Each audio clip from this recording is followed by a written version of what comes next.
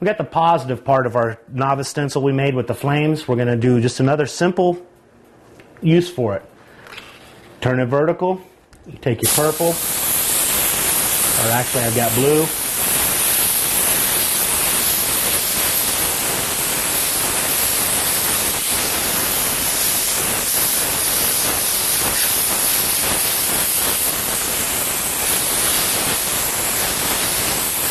Just move it around the paper. Don't be afraid of it.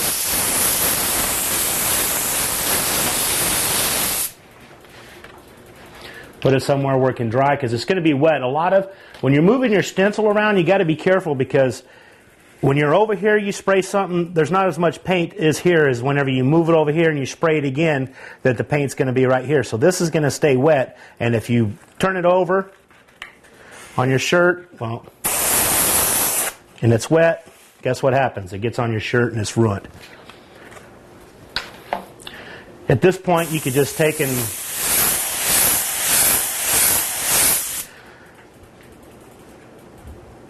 draw a little color around it, and then you can put simple